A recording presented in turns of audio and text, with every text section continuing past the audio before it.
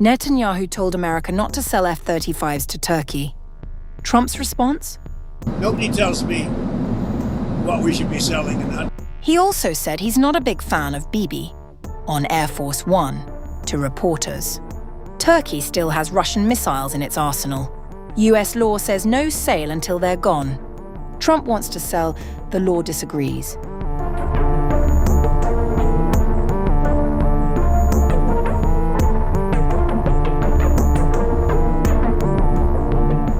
US President Donald Trump has publicly rejected Israeli Prime Minister Benjamin Netanyahu's opposition to selling advanced F-35 fighter jets to Turkey, signaling fresh differences between Washington and Jerusalem over Ankara's role in the region.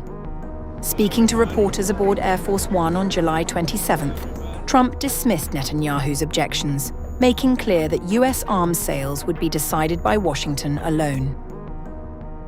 Turkey's been a great ally for me. I think he's done a very good job. Did a good job with Syria. He's a friend of mine, and nobody tells me what we should be selling and not. Turkey has been a tremendous ally for me. It was up to Turkey. Trump went on to acknowledge tensions between Turkey and Israel, but continued to praise Ankara's military strength and his personal ties with Turkish President Recep Tayyip Erdogan. Turkey's not a big fan of Israel, you know that, right? And not a big fan of Bibi. But they've been great for me. Turkey has been great, a very powerful country, by the way. Tremendous military, very big military, very powerful military, has a lot of great equipment. Trump's remarks come despite repeated warnings from Netanyahu, who has argued that Turkey should not receive America's most advanced fighter aircraft. Earlier this month, speaking to Fox News, Netanyahu said, Turkey is a regime infected by the Muslim Brotherhood, an extreme movement that hates America and chants death to America. I don't think they should be given F-35s or engines for their fighter jets.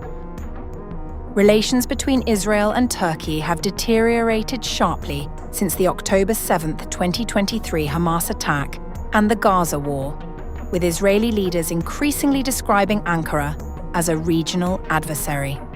However, despite Trump's public support for a potential sale, the deal still faces major legal obstacles. According to a US State Department letter sent to Congress last week, Turkey remains ineligible to rejoin the F-35 program because it still has not resolved issues surrounding its purchase of Russia's S-400 air defense system. Our policy regarding Turkey's purchase of F-35s remains unchanged and fully consistent with Section 231 of the CATSA and Section 1245 of the Fiscal Year 2020 National Defense Authorization Act. The US Department of State added that Turkey must first eliminate the S-400 issue before any sale can progress. This includes resolving the S-400 issue by Turkey no longer possessing the system or associated equipment, providing assurances against its future acquisition, and meeting the other statutory certification requirements. Turkey has not yet met these conditions. Turkey was removed from the multinational F-35 program in 2020 after acquiring the Russian-made S-400 system, triggering US sanctions under the Countering America's Adversaries Through Sanctions Act.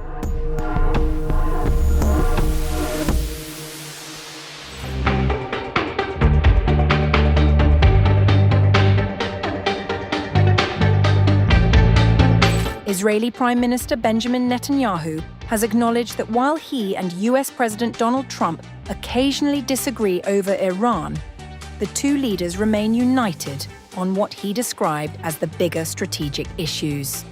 Speaking in an interview with CNN on July 7th, the Israeli Prime Minister said it was still too early to judge the long-term consequences of the temporary agreement reached between Washington and Tehran. Netanyahu noted that President Trump believes diplomacy can prevent Iran from developing nuclear weapons, but admitted he remains skeptical that such an outcome can be achieved. Despite those differences, Netanyahu insisted that the relationship between Israel and the United States remains strong. President Trump believes he can stop Iran's nuclear program. We agree on the big issues and sometimes disagree, but we are true allies.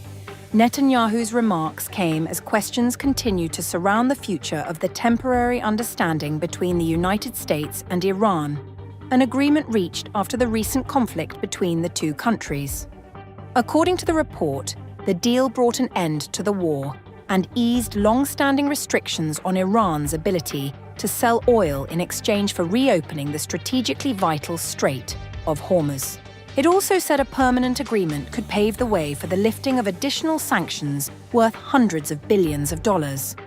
However, the report noted that the temporary agreement did not address several of the central issues raised by both the United States and Israel at the beginning of the conflict in late February, including Iran's nuclear program, its ballistic missile development, support for regional proxy groups, and its stockpile of highly enriched uranium. Netanyahu also used the interview to criticize reports that President Trump is considering lifting restrictions on the sale of F-35 stealth fighter jets to Turkey. The Israeli leader argued that supplying Ankara with America's most advanced fighter aircraft would not strengthen regional stability. He claimed that providing Turkey with such military capabilities would encourage further aggression rather than promote peace. Selling the most advanced US fighter aircraft does not make Turkey a friend of the United States. This is not a force for peace and stability. If you give them this power, you will see aggression follow. Trump, who is attending the NATO summit in Turkey, has described Turkey as an exceptional American ally and indicated that he is prepared to reconsider the ban on F-35 sales imposed during his first presidential term. As diplomacy over Iran continues and debate grows over America's defense partnerships, Netanyahu's remarks underline that while the US-Israel alliance remains intact, significant differences persist over how to confront the region's most sensitive security challenges.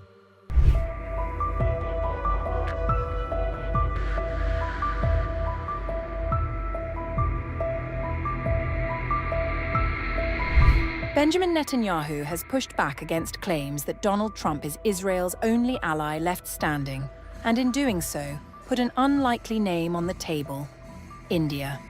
Speaking to Fox News, the Israeli Prime Minister rejected remarks made last month by US Vice President J.D. Vance, who had declared Trump the only world leader still sympathetic to Israel.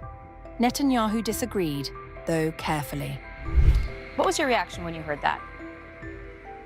First of all, I respect J.D. Vance. We have a very good relationship, but doesn't mean that I agree with everything that he says. And I have to point out this. Donald Trump is the greatest friend we ever had in the White House. And I stand by that completely. Netanyahu did not stop there, pointing to what he called overwhelming engagement from Indian users on his own social media pages as further proof of goodwill. Secondly, we have some other friends, like a small country called India. You know, it has 1.4 billion people. And boy, do we have a tremendous support there. You know, I have this Facebook thing, and I'm just flooded by the overwhelming support there, and we have many others. Yet the Israeli Prime Minister was careful not to burn bridges with Washington. He still described Trump as the closest ally Israel has ever had in the White House, insisting the two leaders remain aligned on Iran, despite friction over last month's ceasefire deal between Washington and Tehran. That friction has been hard to ignore. Trump has, in recent weeks, called Netanyahu "f***ing crazy" and said he has no f***ing judgment, remarks the Israeli leader brushed off as the kind of disagreement that exists within any close alliance. According to a book by New York Times journalists, Trump had earlier lashed out at Netanyahu over Gaza and said, "Everybody's sick of you, Bibi. All the Jews are sick of you. Even the two Jews on this call are sick of you."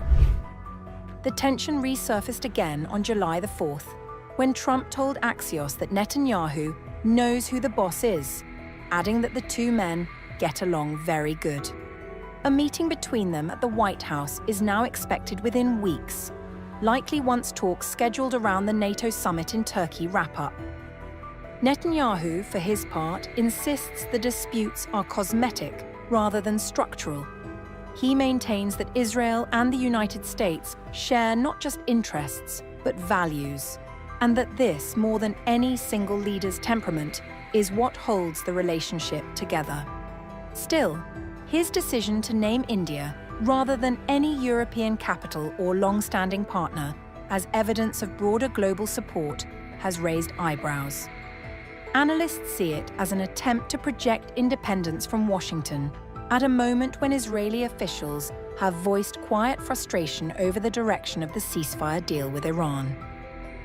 Whether that outreach to New Delhi reflects genuine strategic diversification or simply a rhetorical device aimed at Vance remains to be seen.